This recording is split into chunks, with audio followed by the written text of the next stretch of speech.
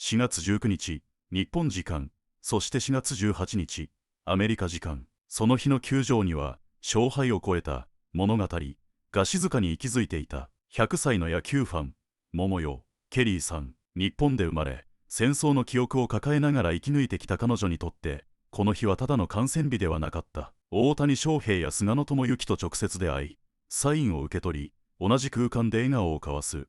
それは、100年生きてきてよかった、と語るほどの人生の結晶のような瞬間だった。長崎の記憶を背負う彼女にとって、日本人選手がメジャーの舞台で輝く姿は、誇りであり、希望そのものだった。番組はその余韻を抱えたまま、殿堂入り投手ジョン・スモルツとの対話へと移る。テーマは大谷翔平。彼は打者か、それとも投手か。スモルツの答えは明確だった。本質は投手だ。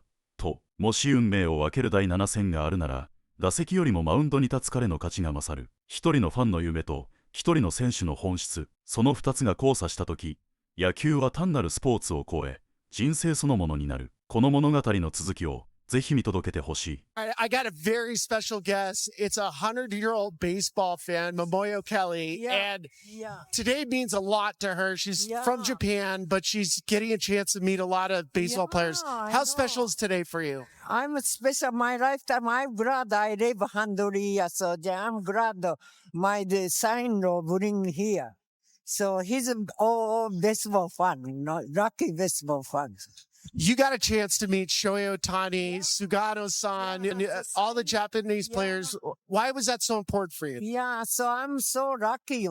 I go home. I call my brother Japan. So probably jealous. You know, that's right. They Sugano nice too, you know. Yeah, you can see your own photos right now. Your picture with Sugano. Yeah. You got an autograph from Shohei Ohtani. Yeah. This is a big day for you. Yeah, big days. My lifetime. So I'm glad I live 100 years. So then I'm so dream come true, you know. I watch every game, you know, they play. So baseball, I never miss them. You can ask my daughter. Every day I watch TV, but first time coming here, so they watch too, so.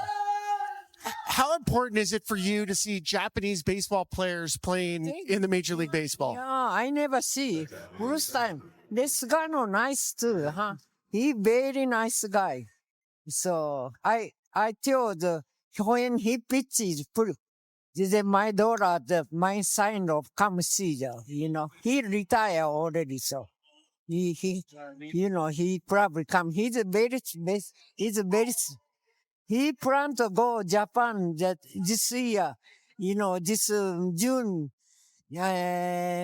Only baseball team he want to visit Japanese baseball team, but he decided, you know, that's rain season, so everything not good, right?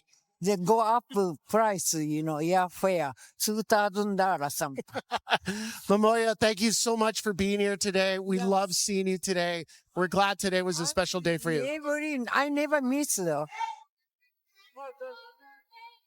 All right, guys, back to you. I watch it. Isn't that special? Honestly, it was incredible pregame to watch the players come over and interact with Momoyo. She's a survivor of Nagasaki. She was 19 years of age. At the time, her father took her older brother to China. 3-1, 3-2. She's really become a giant, a enormous baseball fan in the last 5-6 years because of how much it has expanded here in Major League Baseball with Far East players. And obviously this opportunity with 3 Japanese-born players on the Dodgers, 1 on the Colorado Rockies. She lives in Salt Lake City now. She can't travel by plane, but she can come by car. And for her to get an opportunity to come out and shake the hands of some of the greats, it's pretty special. And she wore her purple. She is a huge Rockies fan. And I'm just telling you that his arm is so good and his ability to manipulate the baseball is so gifted that I would not be shocked if his ERA is well below his batting average. And that's not saying his batting average is going to be like 320. So let's just say his batting average is 260. I think his ERA is going to be lower than his batting average, which would be one of the most incredible things that you can think of.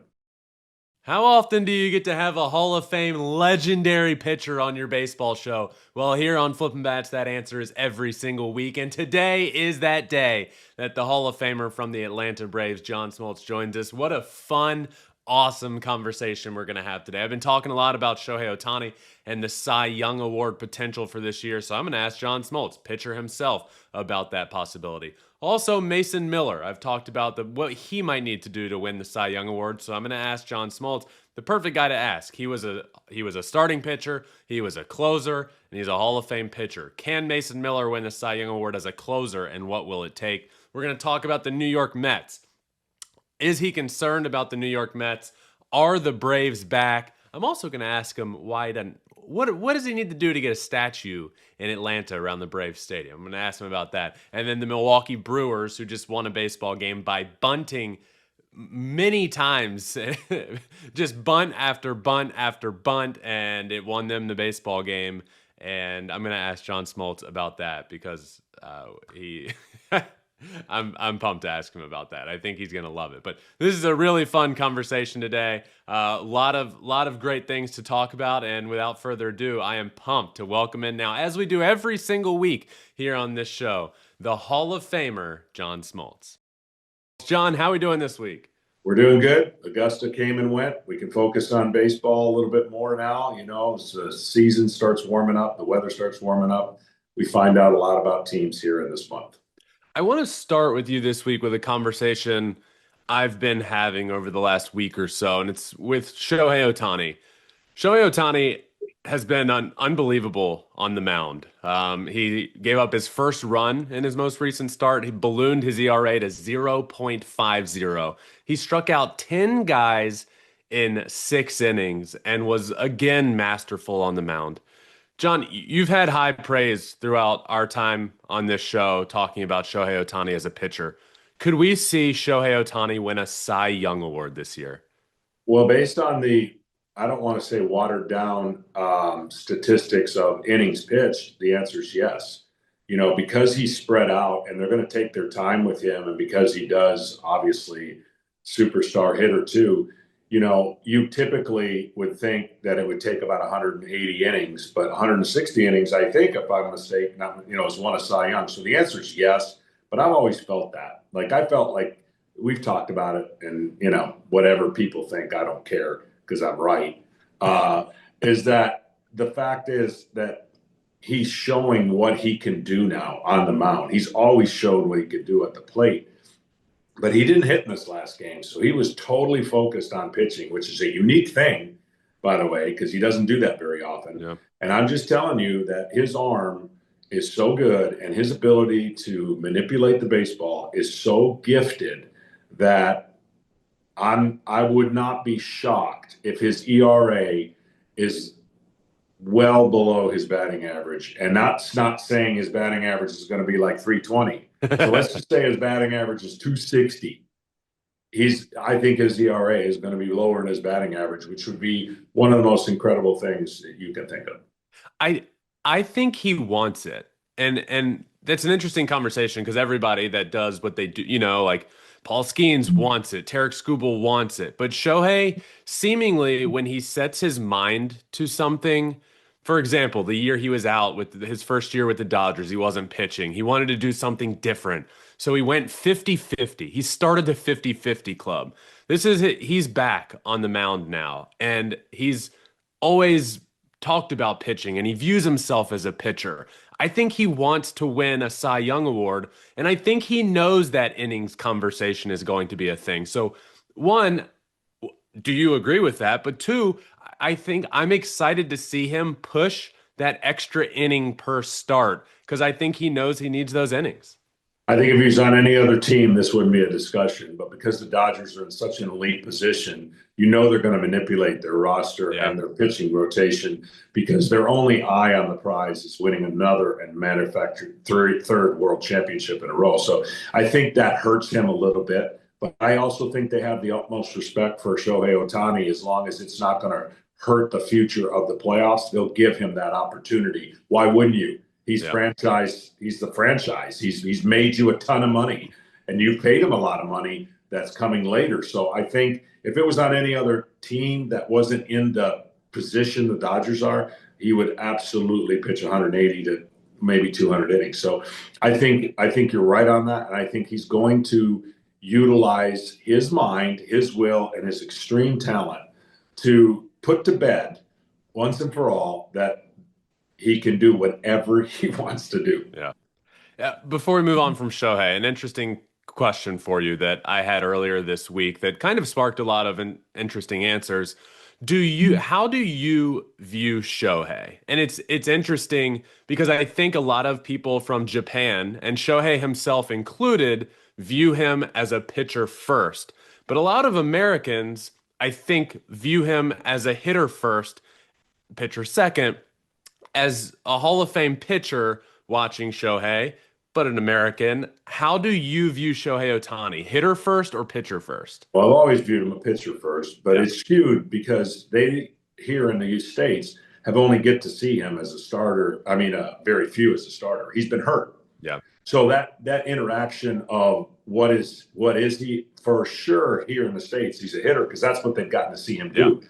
But now they're going to have their minds blown away when they see the end result of what he's able to do. He's going to have a bad game. Everyone does. He's going to have 2 bad games. But what you're seeing is the talent coming out, and I believe what's in his heart. He wanted to be the best pitcher in the major leagues. Oh, by the way, he wanted to break the mold and be a two-way player, which he's done. And now he's won MVP after MVP, and he's going to continue to do that as long as he stays healthy. So to me, I've always seen his arm as one of the greatest assets, period. Because if you ask me today, Game 7, what's more important for the Dodgers, him on the mound or him at the plate? It's not even close for me. It's him on the mound because his impact is going to be far greater than his ability to get 4 at-bats, which he may get walked 4 times and not even get an opportunity to hit. You can't do anything about him on the mound if he's on. He impacts the game that much more. So that's why beyond his ability to not only hit home runs and steal bases, when he's doing both, it limits a little bit what he can do at the plate. And people don't understand that because he's not going to steal 50 bags if he's pitching and hitting. So because we got to see him do that as a hitter without pitching, it skews everybody, and rightfully so. And I think